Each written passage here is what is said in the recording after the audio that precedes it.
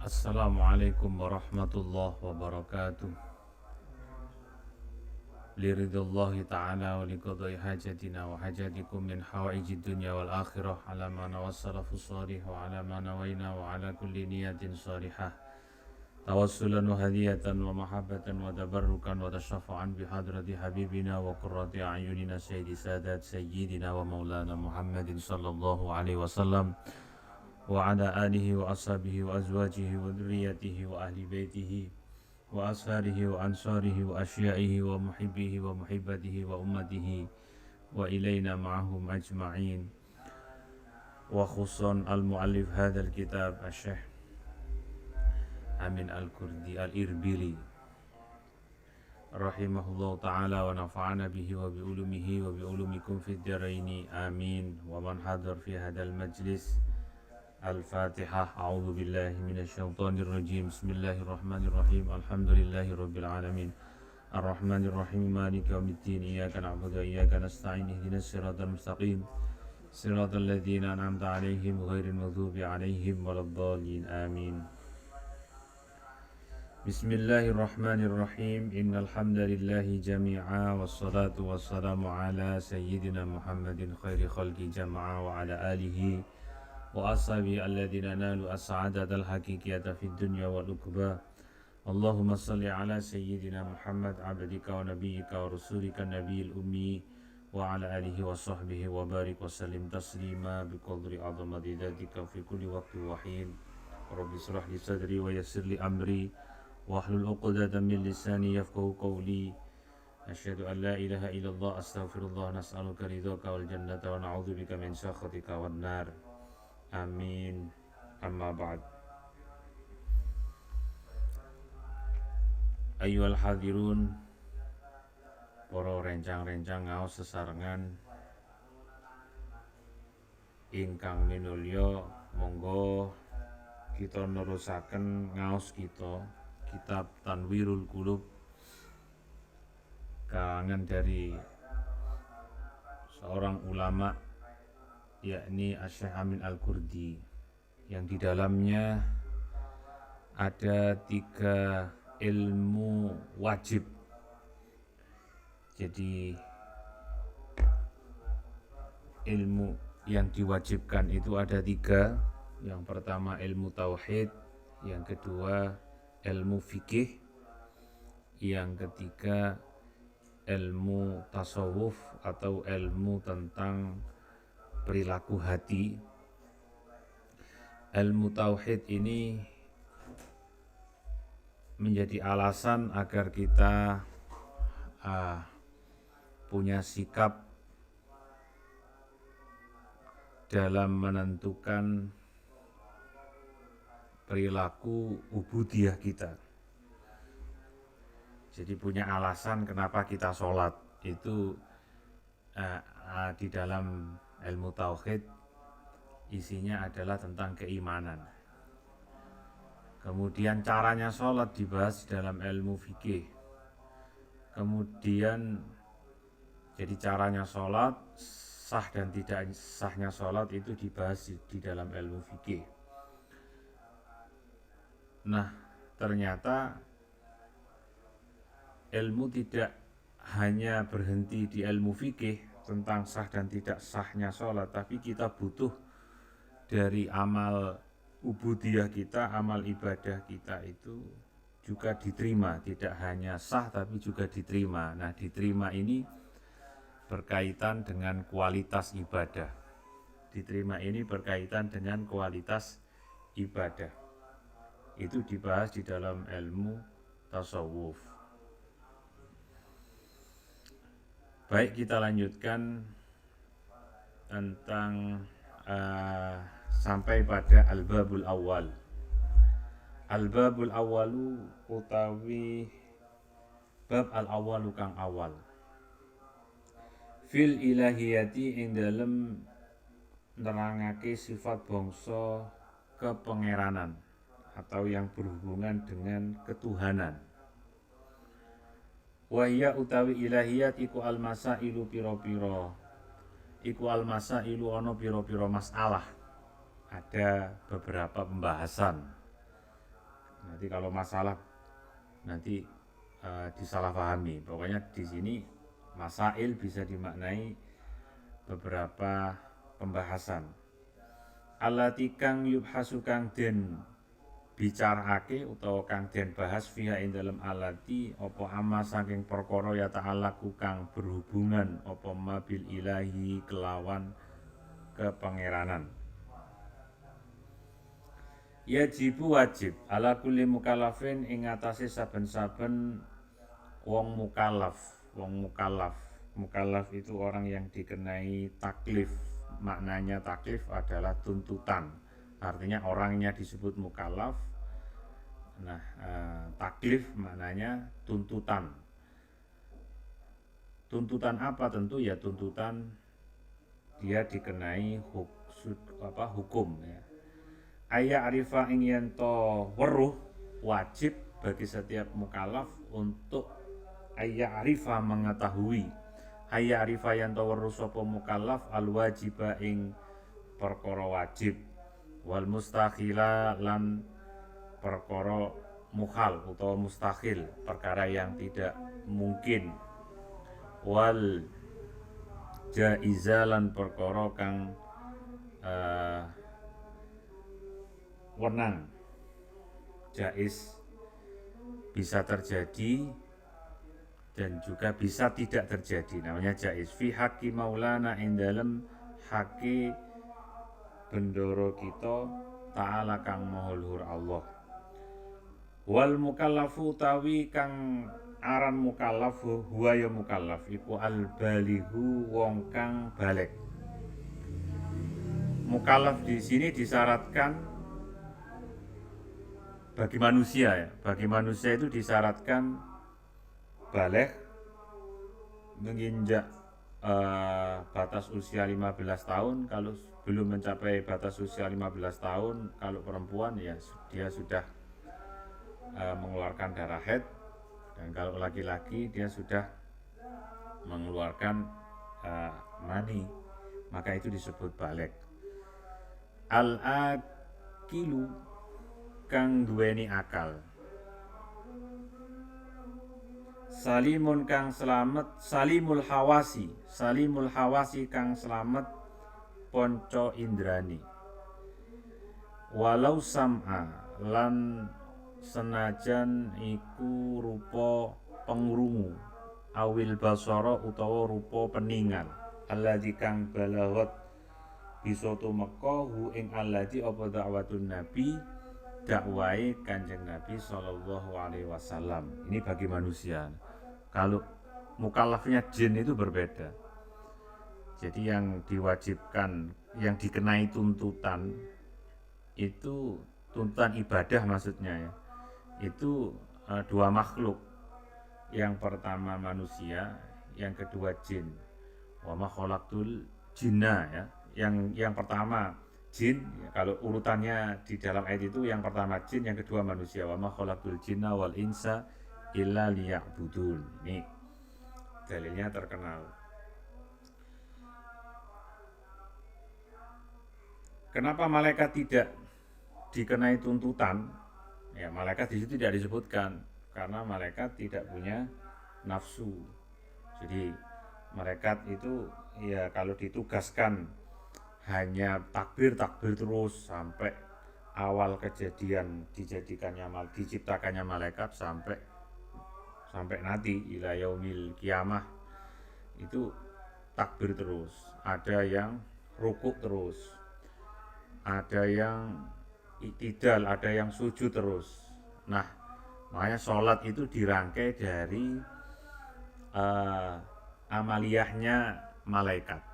Jadi kumpulan dari amaliyahnya malaikat itu ya sholat itu. Sholat yang kita laksanakan itu kumpulan dari amaliyahnya malaikat. Mulai takbiratul ihram sampai salam. Itu amaliyahnya malaikat. Sedangkan jin itu mukallafnya berbeda. Mukallafnya jin itu dari awal dia diciptakan atau dari awal dia lahir, karena akalnya jin itu statis. akalnya jin itu tidak berubah, itu apa namanya istilahnya, pokoknya tidak berubah, stagnan ya, stagnan. Jadi ketika awal diciptakan kondisinya akalnya ya seperti itu sampai bisa jadi umur 300 tahun itu tidak berkembang. Tetapi kalau manusia itu berubah. Jadi mulai bayi ada tahapannya, dia kemudian mendekati balik, itu ada tahapannya lagi, akalnya berkembang lagi, kemudian balik, akalnya berkembang lagi, terus begitu. Makanya ada batasan dari mukallafnya manusia ya, itu adalah balik. Nah, ketika balik, tapi kalau jin itu enggak, min khinil khilqoh bahasa Arabnya, dari penciptaan awalnya. Wal mukallafu wa al balighu. Iku zakaron lanang, iku zakaron kana lanang anane.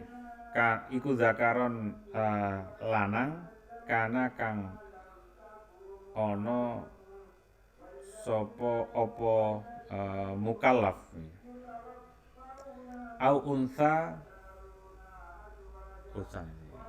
ya, au unsa utawa wadon iku karon merdeka, au abdan utawa kawula, au insian utawa bangsa menungso, au jinian utawa bangsa jin. Nah, ini keterangannya. Lakin al jinnu mukallafuna min hinil khilqati. Lakin tetapi ini al jinnu utawi jin iku mukallafuna padha mukallaf kabeh, sing diarani iku mukallafuna padha mukallaf kabeh sapa jin min hinil khilqati saking mangsane kedadian. Itu tadi yang saya maksud. Jadi mukallafnya manusia itu berbeda dengan mukallafnya jin. Kalau mukallafnya manusia nunggu balik, tapi kalau mukallafnya jin tidak ada istilah balik. Jadi mulai dia ada, mulai dia diciptakan, jin itu sudah dikenai mukallaf, karena akalnya ini akal yang tetap, tidak berubah, tidak ada tahapannya. Jadi ada jin yang umur 300 tahun, yo akalnya mulai dari lahir sampai dia umur 300 tahun yo pancet seperti itu, tetap. Nah, jin itu tidak ada istilah namanya balik. Mukallafuna min hinil hilqah. Ka Adama wa Hawa, ka Adama koyo Nabi Adam, wa Hawa alam Siti Hawa. Wal ma'rifatu utawi ngawerwi iku hiya utawi ma'rifah iku al-jasmu. Iku al-jasmu maknane mantep, al-mutabiku kang nyocoki lil waqi'i maring kedadian utawa kenyataan, andalilin saking perkara kang bisa nuduhake. Berikan sebelum kita masuk kepada pembahasan itu, saya berikan mukaddimah ya, kenapa ilmu tauhid itu betapa penting dalam kita mempengaruhi kita dalam mengambil sikap. Jadi ilmu tauhid itu, saya ulangi lagi, penting sekali dalam kita mengambil sikap. Agar bisa dipaham, saya contohkan satu kisah yang dialami oleh Ibrahim bin Adham, Syekh Ibrahim bin Adham, seorang kekasihnya Allah, zuhud, warok, abid, ahli ibadah, pokoknya top lah. Beliaunya ini hidup di tahun 700-an Hijriah ya. Syekh Ibrahim bin Adham itu terkenal. Beliau menemui seorang pemuda yang galau, yang sumpek, yang kalut dengan keadaan hidupnya. Pokoknya pemuda ini berniat mau bunuh diri lah, bisa dikatakan seperti itu. Aku tak mengakhiri hidup saja, kata pemuda ini. Kemudian ketemu sama Syekh Ibrahim bin Adham. Wahai pemuda, Sini saya kasih 3 pertanyaan. Katanya Syekh Ibrahim bin Adham. Baik wahai Syekh, baik wahai Tuan Guru gitu katanya. Apakah ada yang luput dari pengetahuan Allah dan kehendaknya Allah yang terjadi di dunia ini? Ya tentu tidak ada, katanya pemuda. Artinya berarti semua yang terjadi di dunia ini tentu atas pengetahuan Allah dan kehendaknya Allah. Jadi pertanyaannya Syekh Ibrahim bin Adham bisa dipahami jelas ya. Jadi apakah ada sesuatu yang luput di dunia ini dari pengetahuan Allah dan kehendak Allah? Ya tentu tidak ada. Semua yang terjadi atas kehendaknya Allah. Kemudian pertanyaan yang kedua, apakah kalau Allah sudah menentukan rizkimu, kalau Allah sudah menentukan rizkimu, apakah rizkimu bisa berkurang? Tentu tidak, wahai Tuan Guru. Gitu, kata seorang pemuda ini. Artinya rezeki kita, rezekinya makhluk, itu Allah yang menentukan, dan itu tidak berkurang sedikit pun dari ketentuan Allah. Nah, pertanyaan yang kedua seperti itu. Berarti tentu tidak ada. Kalau sudah Allah yang menentukan, maka rezeki kita ini tidak akan bisa berkurang. Kemudian pertanyaan yang ketiga dari Syekh Ibrahim bin Adham kepada seorang pemuda yang galau ini, apakah kalau Allah sudah menentukan ajalmu itu bisa mundur? Tentu tidak, wahai Tuan Guru. Lah kalau semuanya tidak, dari 3 pertanyaan saya tadi, kenapa kamu sedih? Kenapa kamu sumpek? Kenapa kamu mau bunuh diri? Gitu. Jadi artinya apa? Artinya tauhid itu, ketauhidan yang mantap itu menentukan atau mempengaruhi cara kita mengambil sikap dalam kehidupan ini. Itu pentingnya ilmu tauhid di situ. Nah, saya biar paham tak kasih contoh lagi kisah yang dialami oleh ini muridnya. Syekh Ibrahim bin Adham punya murid namanya Syekh Syakik Al-Balkhi. Syekh Syakik Al-Balkhi punya murid namanya Syekh Hatim Al-Asom. Ini nama-nama ulama ya, biar familiar ya. Biar familiar nama-nama ulama. Karena ada makalah yang mengatakan ketika disebut nama-nama kekasihnya Allah, nama-nama orang soleh, maka rahmat itu akan turun.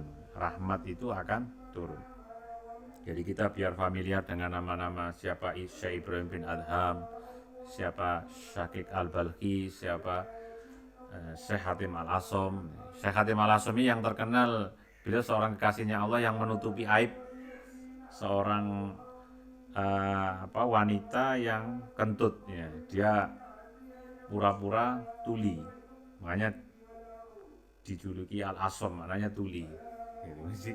Jadi menutupi aib, kemudian diangkat jadi walinya Allah. Ya faktornya karena juga hatinya bersih. Ini yang dialami oleh Syekh Syakik Al-Balkhi. Syekh Syakik Al-Balkhi ini dia punya keinginan untuk membelikan istrinya semangka. Jadi dalam perjalanan itu ada seorang penjual semangka dibeli sama Syekh Syakik Al-Balkhi untuk dibawa pulang untuk diberikan ke istrinya ya. Sampai di rumah, walhasil singkatnya semangka itu dikasihkan kepada istrinya Syekh Syakik Al-Balkhi. Ini saya kasih oleh-oleh semangka. Wah, itu senang. Pertama senang. Istrinya senang sekali dikasih oleh-oleh semangka. Kemudian semangka itu dibelah ternyata harapannya, ekspektasinya itu semangka ini merah merona, manis, dibelah ternyata putih pucet. Putih pucet. Walhasil istrinya marah sama saya. Istilahnya ya marah, nesu lah sama Syekh Syakik Al-Balkhi.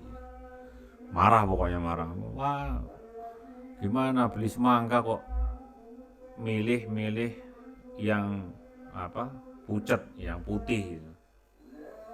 Terus pokoknya marah lah, intinya marah. Si istrinya Syekh Syakik Al-Balkhi itu marah-marah. Karena Syekh Syakik Al-Balkhi ini ilmu ketauhidannya itu mantep, ilmu ketauhidannya itu mateng, maka istrinya Syekh Syakik Al-Balkhi itu ditanya, semangka ini dari petani. Petani itu sudah mengusahakan tanamannya itu terbaik. Jelas seorang petani yang menanam semangka ini menginginkan memilih jenis bibit itu dengan usaha maksimal agar tanamannya ini menjadi baik. Berarti kamu, kata Syekh Syakik Al-Balkhi, kamu tidak bisa menyalahkan petani. Baik, betul. Kemudian pedagangnya ini juga mengusahakan memilih kulaan dari semangka ke petani ini, tentu memilih semangka yang terbaik. Ya, artinya nggak mungkin si pedagang yang saya beli tadi itu tidak memilih kondisi semangka ini yang jelek-jelek, pasti memilih semangka yang baik. Betul, kata istrinya. Ya, betul. Kemudian saya pembeli tentu juga pengen memilih semangka yang baik, dan itu saya sudah usaha untuk memilih semangka yang terbaik. Berarti jangan-jangan kamu menyalahkan yang menciptakan semangka. Siapa yang menciptakan semangka? Allah Ta'ala. Jangan-jangan kamu menyalahkan Allah yang menciptakan semangka. Berarti dirimu marah sama Allah. Wah, kemudian istrinya langsung istighfar, langsung minta maaf, langsung bertobat. Akhirnya selesai marahnya, tidak jadi marah. Nah, ini yang saya maksud bahwa tauhid itu penting sekali. Betapa pentingnya tauhid dalam mempengaruhi kehidupan untuk mengambil sikap-sikap seperti itu tadi. Itu tauhid itu seperti itu. Wal ma'rifatu hiya al-jazmu al-mutabiqu lil waqi'an dalilin.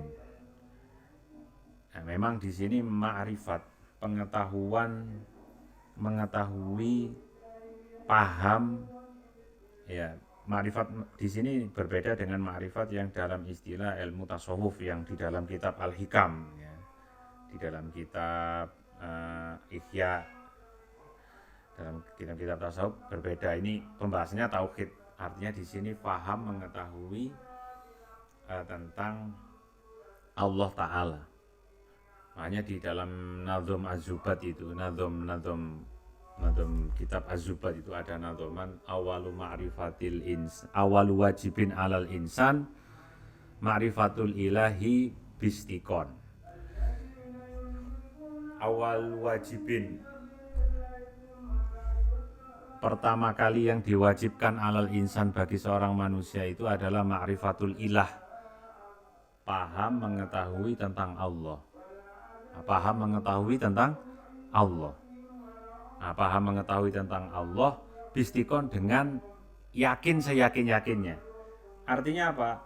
Artinya dalam istilah tauhid, dalam ketauhidan itu kita sebenarnya dilarang taklid buta, dilarang melok-melok, harus betul-betul menyelami lah istilahnya, menyelami ilmu ketauhidan itu. Tetapi kita banyak dari kita ini yang salah paham. Salah pahamnya begini, salah paham karena begini loh.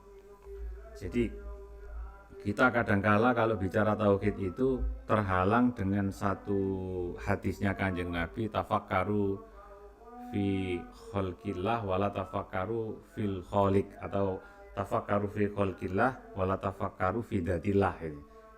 Jangan engkau berpikirlah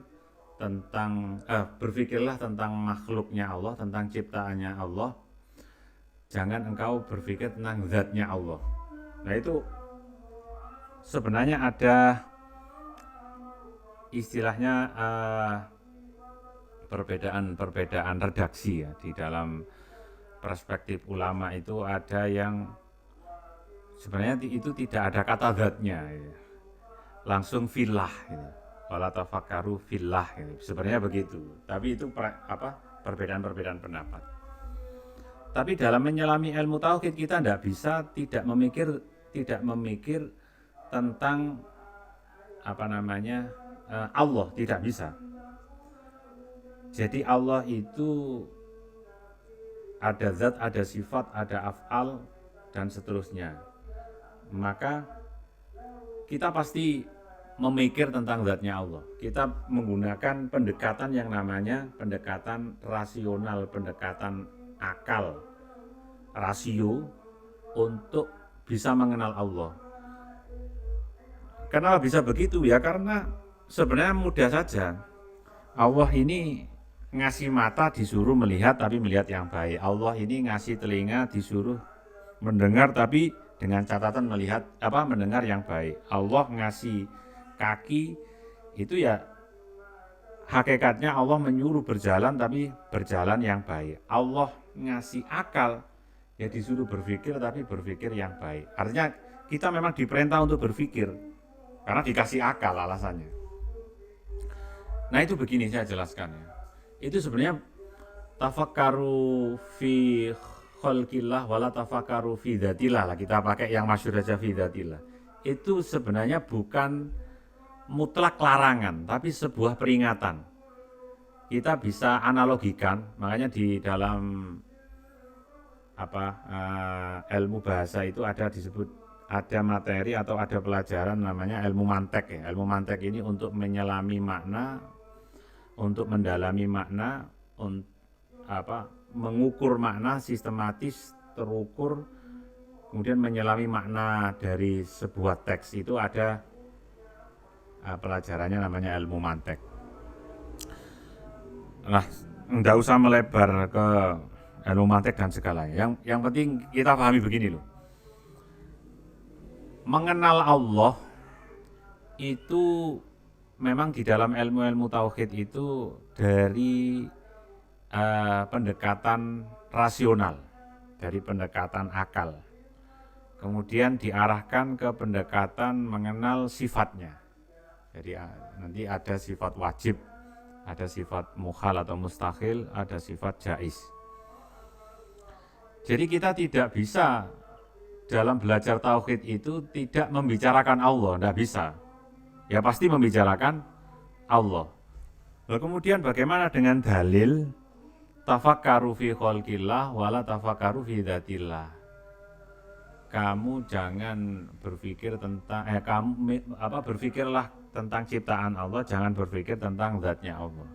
Itu sebenarnya bagi pelajar tauhid, bagi orang yang menyelami ketauhidan, itu bukan larangan mutlak, hanya semacam peringatan lah. Saya analogikan seperti kita melihat sirkus itu loh. Sirkus di televisi itu kan biasanya ada peringatannya, don't try this at home. Jangan coba di rumah ya. Jangan coba ini di rumah. Don't try this at home. Don't try this at home itu berlaku peringatan bagi yang melihat. Tapi bagi sekolah sirkus berlaku enggak kira-kira peringatan ini? Ya jelas tidak berlaku, malah disuruh salto-salto sama pelatihnya. Bisa dipahami ya. Jadi kalau sudah menyelami samudra ketauhidan, ya mau nggak mau kita sekolah di sekolah sirkus gitu. Analoginya seperti itu. Nah, jadi mau nggak mau ya mikir tentang zatnya Allah, tapi dengan pendekatan rasional, dengan pendekatan Jadi kalau Allah itu ya dipahami dengan sisi rasional, kemudian rasional ini kalau mentok ya, istilahnya mentok kan ada batasnya, itu yang menggunakan dalil simai. Ya, kita harus tunduk dengan dalil simai ini. Tetapi kita disuruh dengan akal dulu. Biar bisa dipaham, saya akan gambarkan keimanannya Nabiullah Ibrahim. Keimanannya Nabiullah Ibrahim itu kan dengan akal dulu. Beliau menggunakan akal. Apakah ini Tuhanku, matahari? Oh, ternyata matahari bisa tenggelam. Berarti bisa berubah-ubah wujudnya. Dari tenggelam ke terbit. Nah, ini bisa berubah-ubah, jelas bukan Tuhan. Kemudian bulan, dia juga bisa berubah-ubah. Dari ada dengan tiada. Kemudian berpikir tentang alam raya ini, pohon dari ada, dari tidak ada menjadi ada, kemudian menjadi tidak ada. Dari kan pohon asalnya tidak ada, kemudian tumbuh menjadi ada, kemudian ditebang hilang atau sudah tua rontok kena penyakit, pohonnya sudah nggak ada. Maka ini pasti bukan Tuhan dan seterusnya dan seterusnya. Akhirnya apa? Keimanannya Nabiullah Ibrahim ini tidak bisa dibeli dan tidak bisa ditakut-takuti. Bahkan kisahnya kan disebutkan beliau dibakar oleh Raja Namrud dengan api itu, dia nggak takut karena keimanannya seperti itu. Keimanan yang sudah mantap kelas, sudah nggak takut, sudah seperti keimanannya Bilal itu, disiksa majikannya ya sudah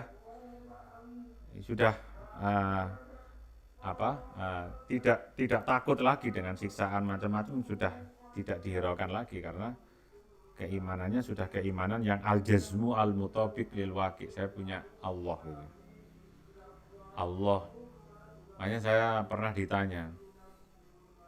ditanya itu penjual bubur. Kalau pagi itu ada penjual bubur kan, itu sambil saya beli bubur itu penjualnya tanya ke saya, punya teman, ceritanya beliau punya teman, kemudian temannya ini ahli ibadah, kelihatan ahli ibadah, sering ke masjid, tapi pertanyaannya mengagetkan saya. Teman saya ahli ibadah ke masjid itu matinya bunuh diri Pak Ustadz itu. Yang saya tanyakan, bunuh diri itu takdirnya Allah apa enggak itu? Takdirnya Allah apa enggak? Nah ini kan Simalakama itu jawabannya, kalau saya jawab takdirnya Allah kok kejam ya. Kalau enggak saya jawab bukan takdir, berarti nanti dimaknai kita tidak percaya kepada takdirnya Allah. Kan repot. Nah, bisa dipahami. Saya dipahami nggih. Kalau saya jawab dia itu bunuh diri itu takdir. Oh, berarti bunuh diri itu legal. Karena Allah yang mentakdirkan bunuh diri. Berarti kemudian setelah legal, kalau bunuh diri itu bisa juga dimaknai takdirnya Allah kejam. Takdirnya Allah kok bunuh diri, kan kejam ya. Kalau enggak saya katakan takdir, maka kita enggak percaya maknanya adalah kita enggak percaya kepada takdir. Bahwa takdir itu rukun iman, itu harus percaya. Kemudian dari pertimbangan itu akhirnya saya jawab begini. Ya langsung saya mikir, kalau saya jawab ini begini, oh nggih. Jawaban saya, kalau dia itu tauhidnya mantap, dia itu meyakini Allahus Somad. Teman sampean itu meyakini Allahus Somad, Allah tempat bergantung, pasti dia tidak akan bunuh diri. Pasti dia tidak akan bunuh diri karena tauhidnya itu tidak mantap, yaitu meskipun ibadah hanya menyembah nama, tidak menyembah yang punya nama. Ini hati-hati. Dalam tauhid itu kita menyelami yang punya nama, tidak hanya menyebut-nyebut nama. Bisa dipahami. Jadi ada nama, ada yang punya nama. Kita ini masih awam, kenal hanya namanya, tapi tidak kenal yang punya nama. Makanya Karena efeknya apa akibatnya apa kalau tidak punya nama? Ya bisa jadi kalau dia ibadahnya nggak ikhlas, nggak berkualitas. Karena ikhlas itu ruhnya ibadah. Al-a'malu suwarun qa'imatun wa arwahuha wujudu sirril ikhlasi, kata Syekh Ibnu Athaillah Sakandari.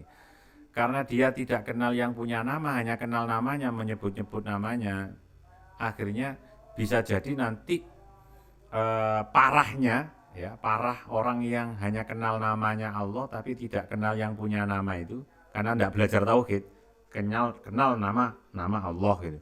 Tapi nggak kenal yang punya nama, akhirnya mengingkari yang punya nama.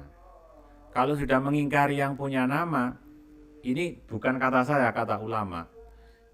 Ketika dia berzikir, menyebut namanya, itu berarti dia semakin berzikir semakin munafik. Nah, ini bahaya kan? Orang berzikir bisa munafik itu, kata ulama bisa seperti itu. Nah, ini mungkin ilmu baru bagi teman-teman ya. Jadi dia semakin berzikir semakin munafik karena tidak mengingkari yang punya nama. Jadi misalkan berzikir la ilaha illallah, tapi kelakuannya, perilakunya tidak mencerminkan atau tidak mencerminkan zikirnya. Yang harusnya perilakunya jujur, dia tidak jujur. Jadi itu mengingkari yang punya nama. Maka orang seperti ini dia tambah berzikir tambah munafik, tambah berzikir tambah munafik. Tambah berzikir berarti tambah dosa. Ini kata ulama, bukan kata saya. Kata ulama seperti itu. Makanya bahaya sekali kalau kita tidak kenal yang punya nama, hanya kenal namanya. Akhirnya apa? Akhirnya hanya menyebut-nyebut, istilahnya kalau bahasa orang pacaran ya istilahnya, itu gombal. Aku cinta mati sama dirimu, tapi gak dilamar-lamar. Atau bilang ke istri, ya aku cinta mati sama dirimu dek, tapi gak tahu ditukar apa-apa, misalkan gak tahu dijak manganang lesehan gitu, gak tahu ya, misalkan hadiah-hadiah kecil gak pernah dia beri gitu. Itu kan gombal namanya. Allah gak mau seperti itu. Nah, makanya kita dalam kerangka belajar ilmu tauhid itu harus begitu istilahnya punya pemahaman yang lengkap, maksud gue itu punya pemahaman yang lengkap. Akhirnya nanti ibadah kita berkualitas. Kalau ikhlas ya memang sudah ikhlas sudah. Kalau dia ibadah beramal karena kenal yang punya nama, ibadahnya ibadah yang ikhlas murni karena Allah. Nah ini kalau saya analisa dari ilmu mantek ya, manusia itu fitrahnya melakukan sesuatu itu karena kata karena, iya bingung kan? Manusia, saya ulangi biar nggak bingung ya. Manusia itu fitrahnya melakukan sesuatu, bisa ibadah, bisa ngaji seperti ini, bisa sholat, bisa macam-macam ya, melakukan sesuatu itu karena kata karena kata karena.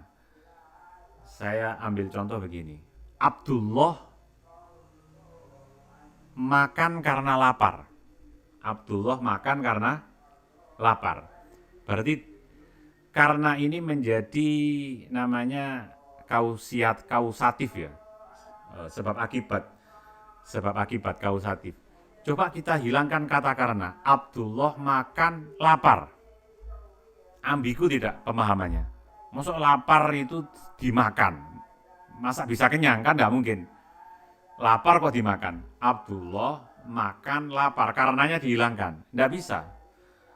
Berarti Abdullah makan ini karena punya alasan lapar. Nah dalam ibadah kalau kita kenal Allah, itu ternyata Allah tidak ingin dalam kita beramal baik, kita beramal hasanah, kita beribadah itu karenanya tadi itu bukan karena Allah. Ya, karenanya tadi itu bukan karena Allah. Allah tidak ingin kita melakukan amal ibadah itu karena yang lain. Nah, itu karenanya karena selain Allah.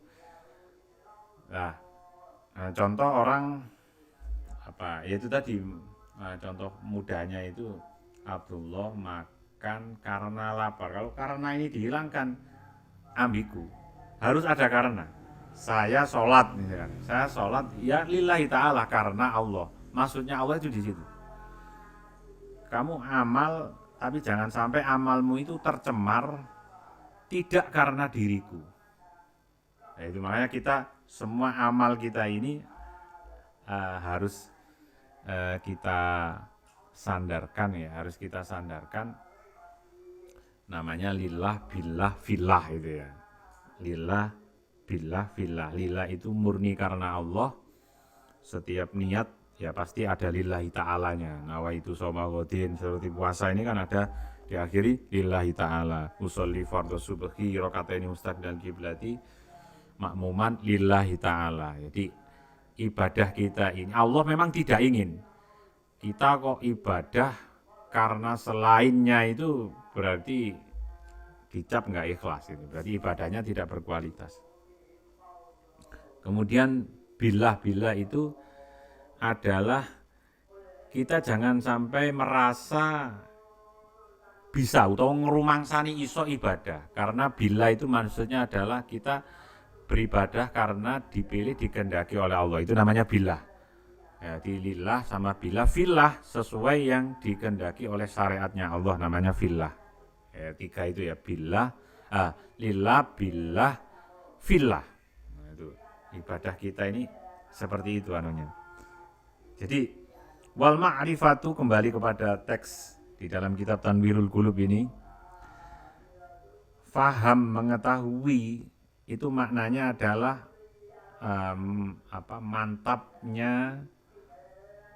mantapnya nol keraguan, berarti yakin, namanya mantap itu yakin. Yang al-mutabiqu lil waqi'an dalilin, yang dicocokkan dengan kenyataan dalil yang ada gitu.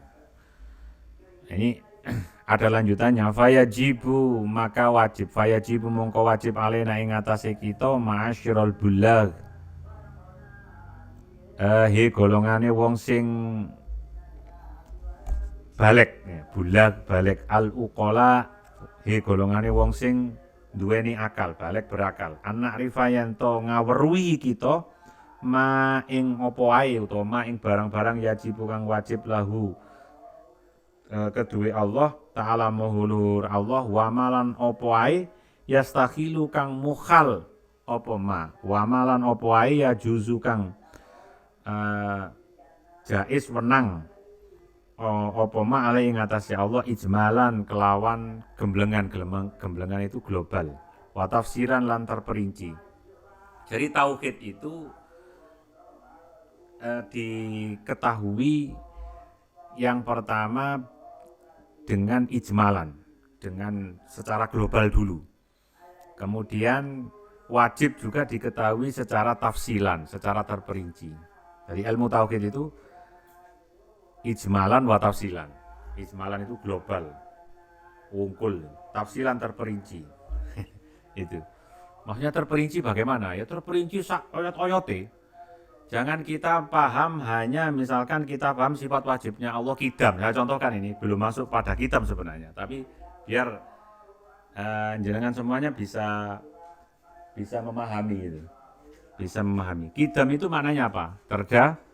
Terdahulu. Kidam itu terdahulu. Terdahulu yang apa?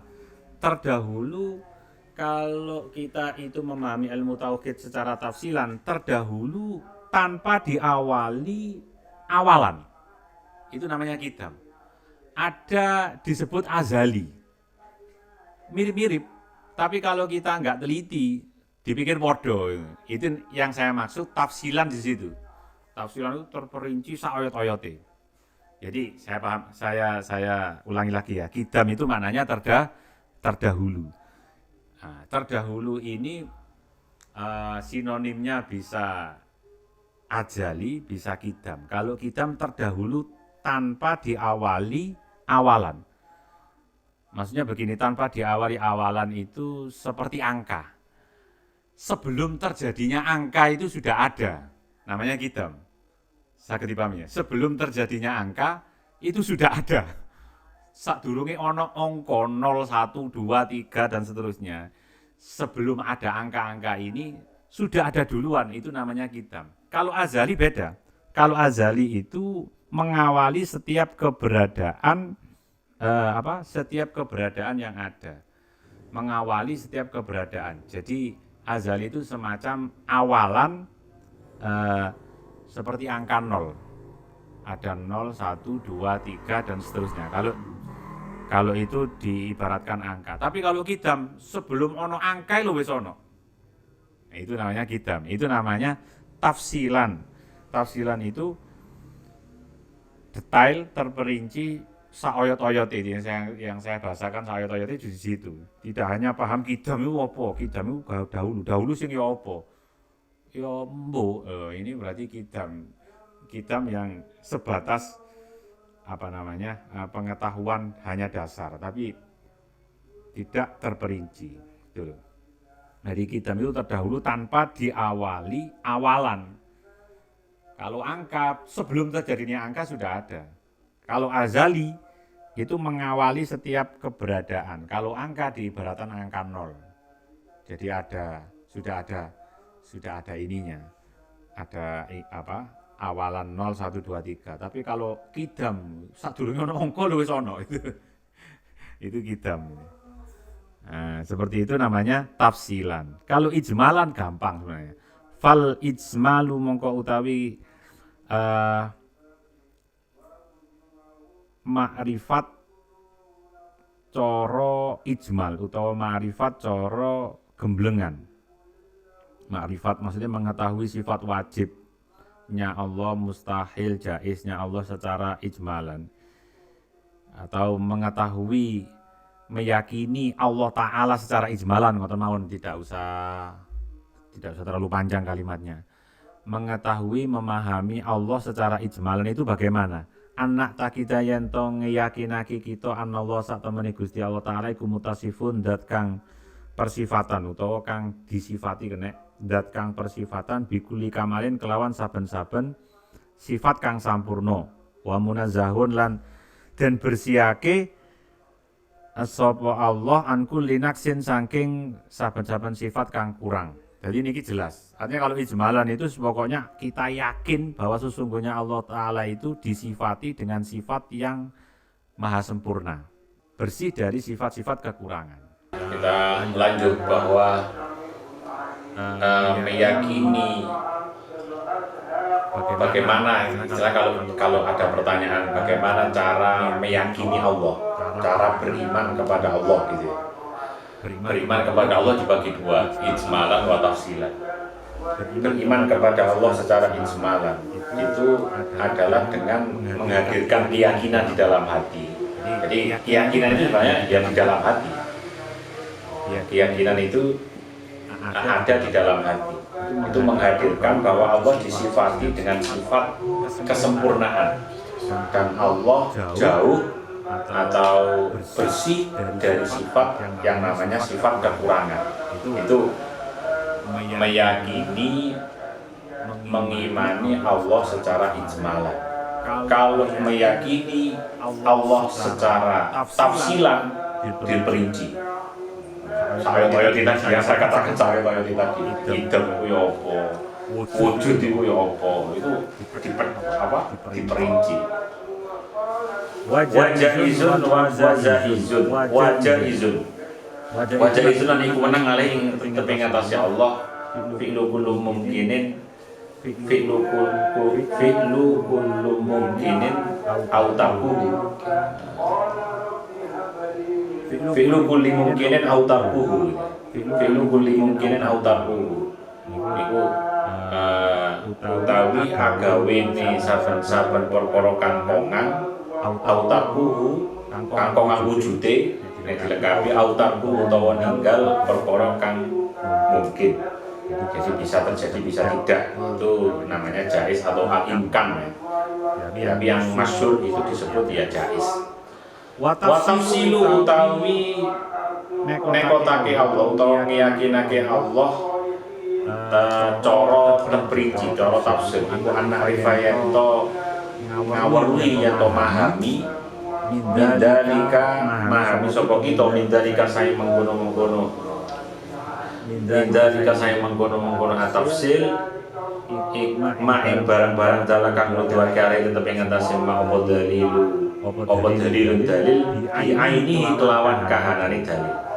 Jadi dengan cara tafsir itu dengan cara kita mengambil satu kesimpulan itu dari dalil, dari macam-macamnya dalil itu nanti dibahas, diperinci, dibicarakan, itu namanya tafsir.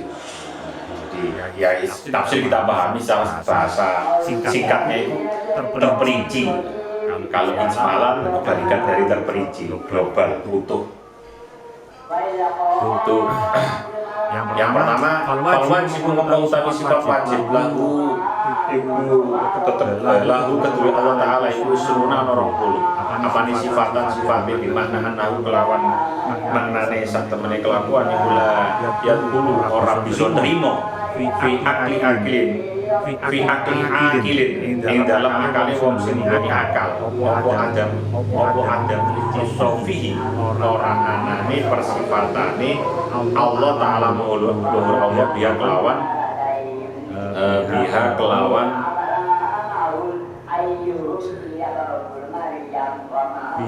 kelawan sifat biha kelawan adam iki sifati biha kelawan sifat wa ala yusallimu lan ora bisa nrimo sapa akil ing adam iki sofihi lima krono barang yalzamu kang wajib atau kang lazim wajib apa ma'alai tetep ing atase adamu itu sofi minal halati bayani saking biro-biro perkara kang mukhal wal abadili dan biro-biro perkara kang batil. Itu sifat mustahil secara terperinci seperti itu pemaknaannya. Jadi sebenarnya sifat gampang saja, sifat mustahil itu kebalikan dari sifat wajib. Kalau sifat wajib, orang yang berakal seluruh alam seluruh dunia ini menyepakatinya, itu namanya wajib akli, wajib sudah. Tapi kalau mustahil, orang berakal seluruh dunia tidak menyepakatinya, nggak sepakat dengan menggunakan akalnya, itu nggak logis. Itu namanya mustahil. Contoh ada wujud meja ini, kemudian orang yang berakal sepakat kalau meja ini pasti ada yang menciptakan. Itu namanya wajib akli, sudah wajib itu. Jadi orang berakal menerima, itu namanya wajib akli.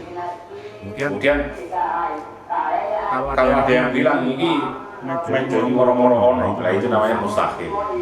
Kebalikannya. Atau bisa disederhanakan kalau wajib akli itu masuk akal gitu. Kalau mustahil nggak masuk akal belas gitu. Nggak masuk akal belas. Untungnya agama kita ini agama yang paling masuk akal dari di antara agama-agama yang ada. Jadi agama Islam itu agama yang paling masuk akal.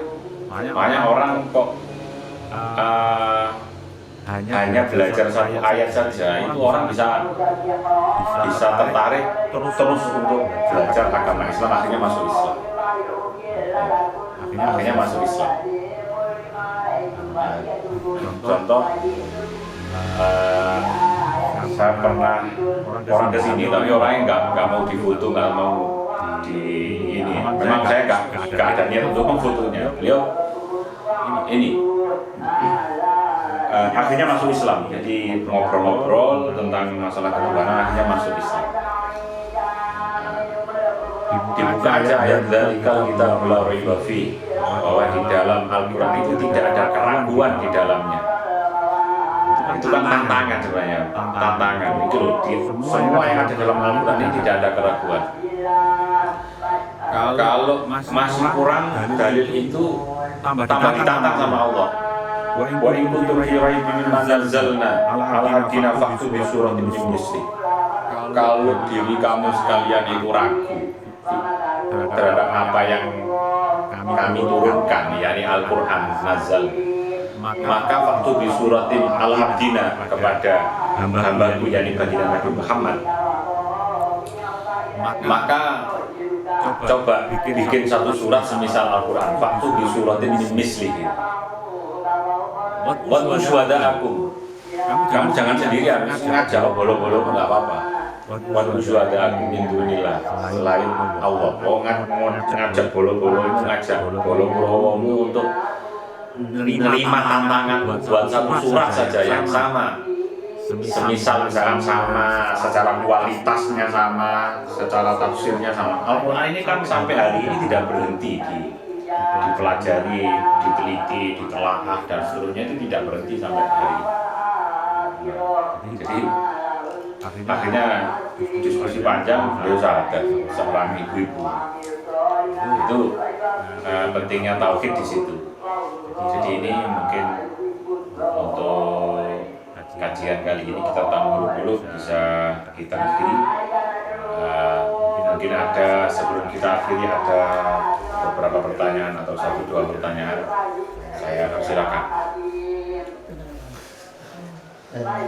Tanggal terkait keimanan mungkin.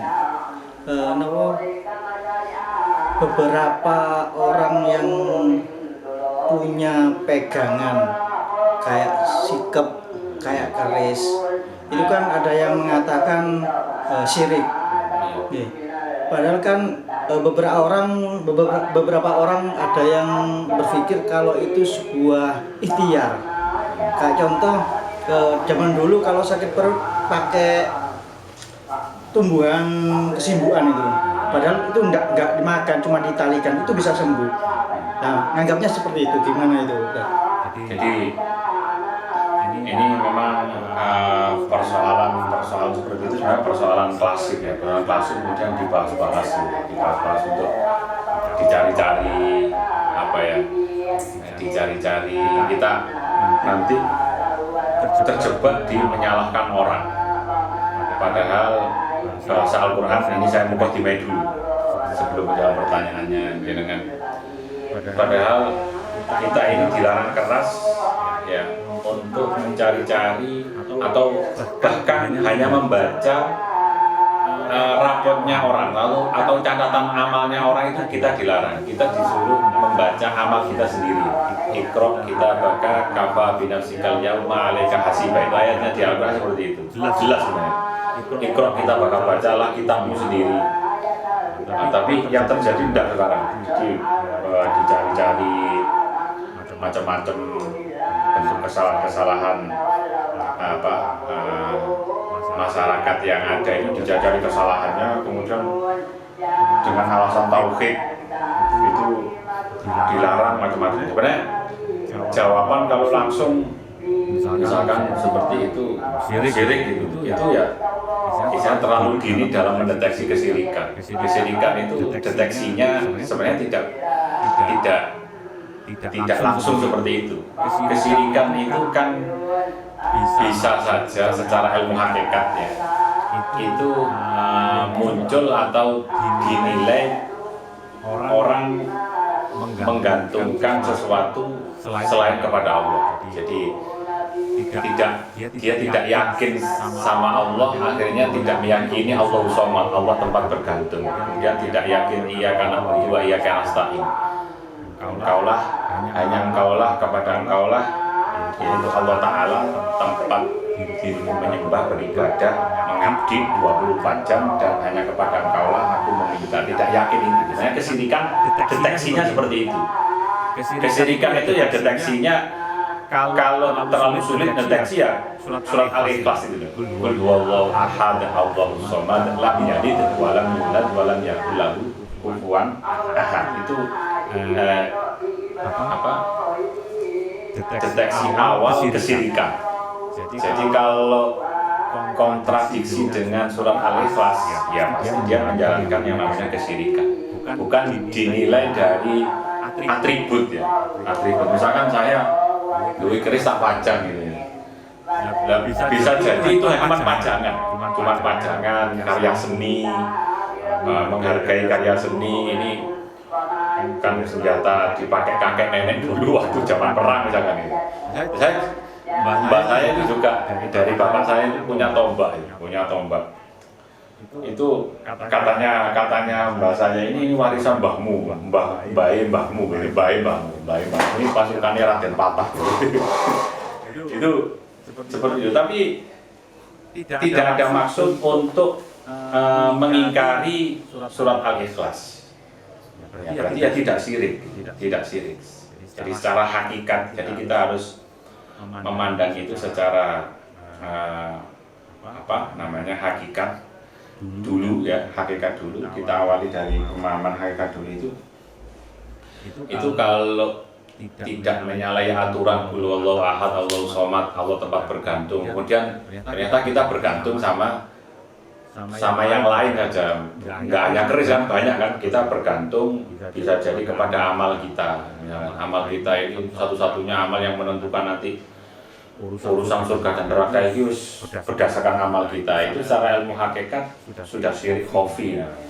Ada syirik jali, ada syirik khafi. Syirik jali itu syirik yang kelihatan jelas, seperti menyembah pohon itu syirik yang jelas kan, karena pasti kontradiksi, pasti tidak menaati aturan yang ada di qul huwallahu ahad. Kita nggak usah bicara ayat dalil-dalil yang lain, qul huwallahu ahad yang kita hafal itu aja.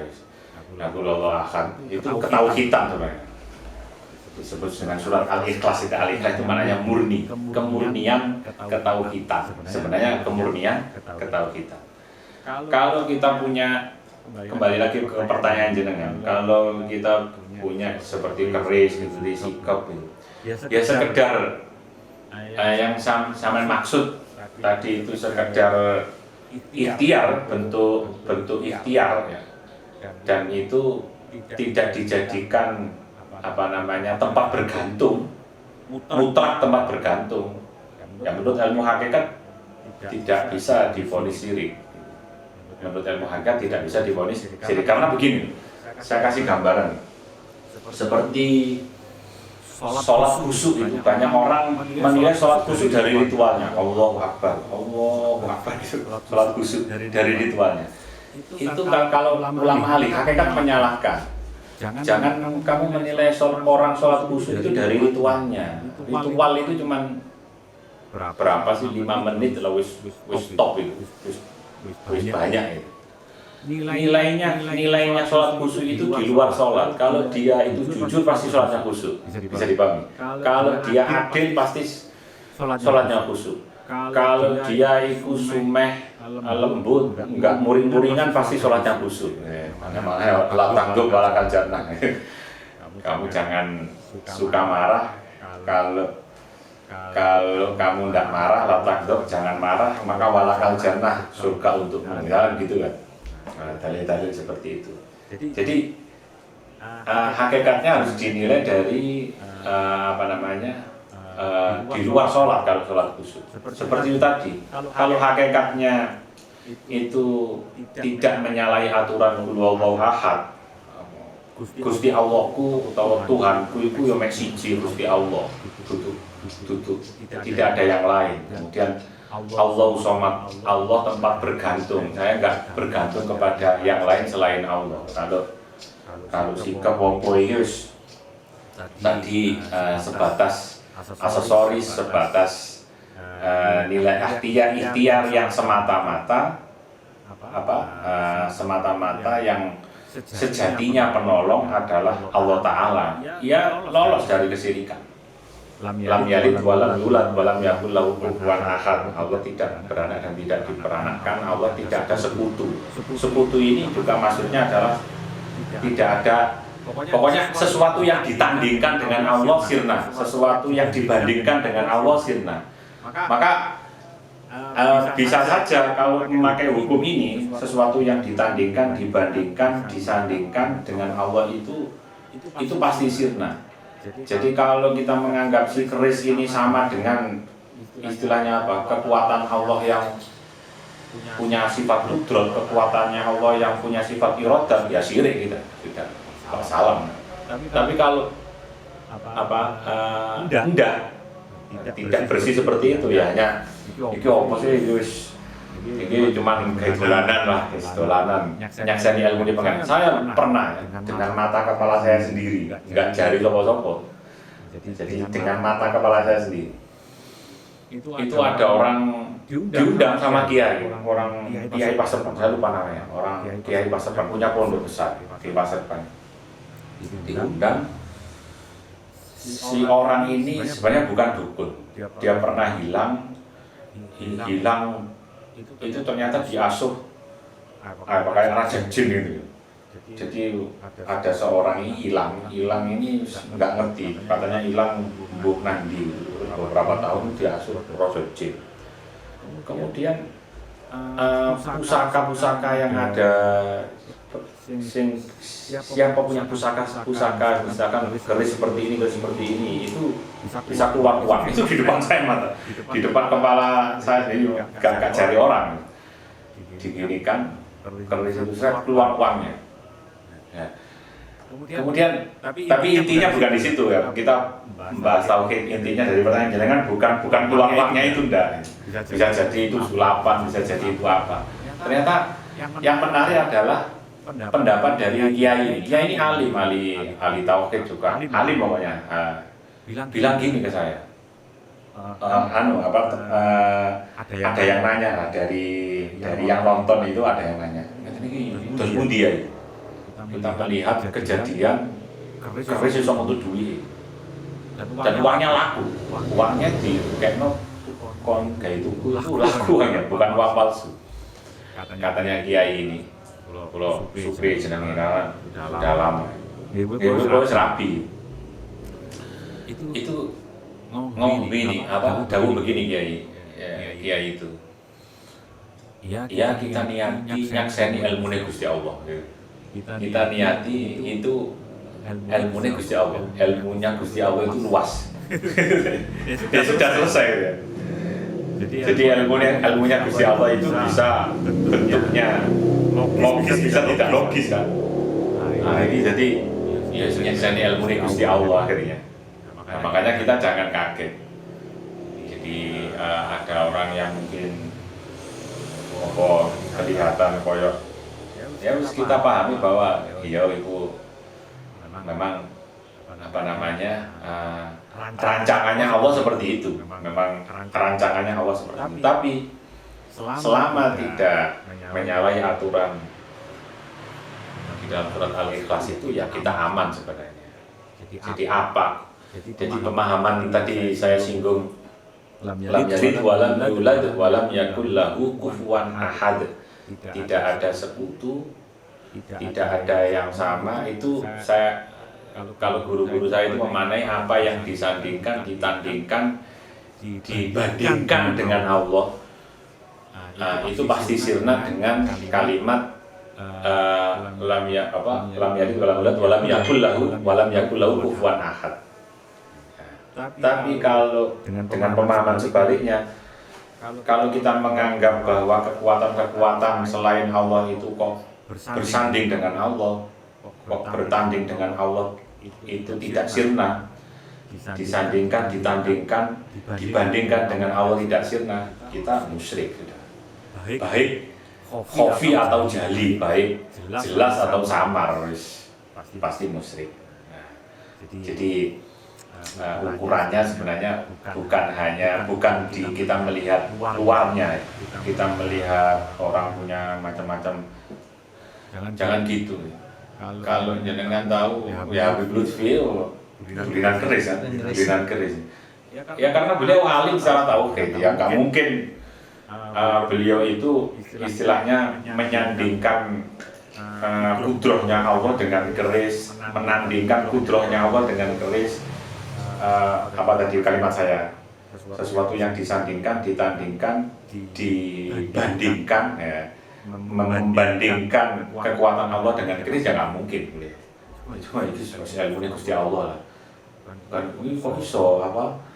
Dari bahannya itu kan dari batu apa meteor atau apa itu kan secara apa ilmu sekarang itu ya sangat sulit dinalar, tapi ya maha karya seni yang ya kita pahami karya seni dan seterusnya tidak kita masukkan kepada keyakinan-keyakinan yang itu bisa disandingkan dengan kudrohnya Allah.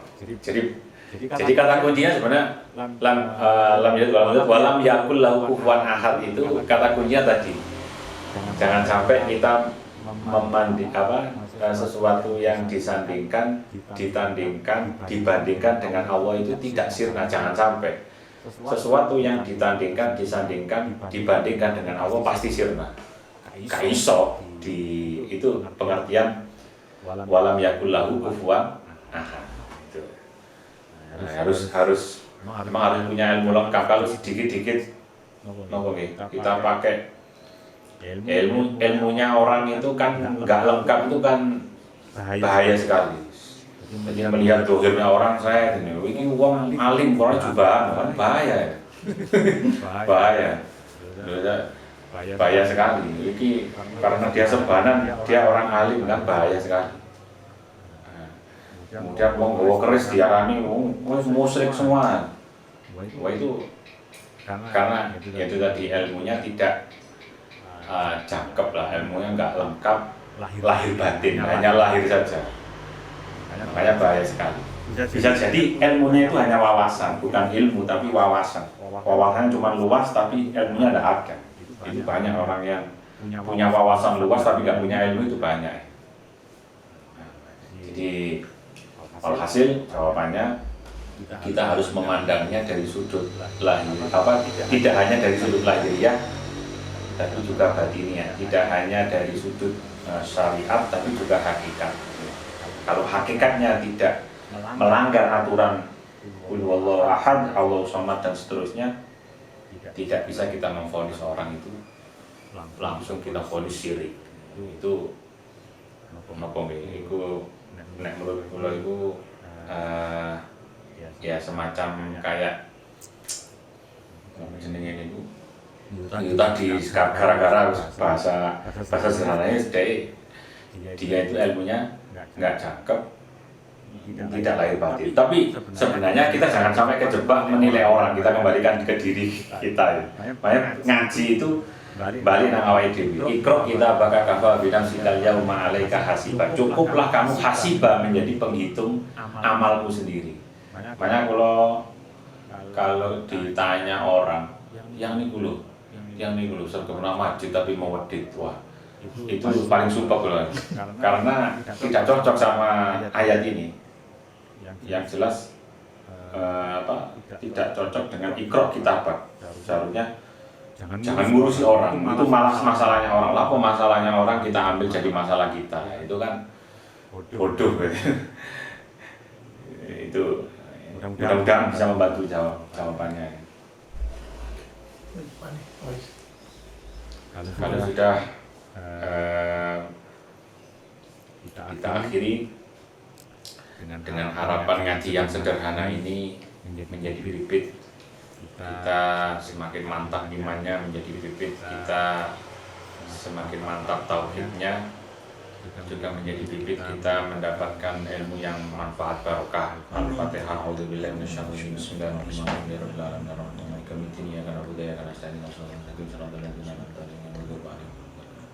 Wallahu a'lam bishawab. Hadanallahu iyyakum al-afu. Mohon maaf atas kekurangan. Assalamualaikum warahmatullahi wabarakatuh.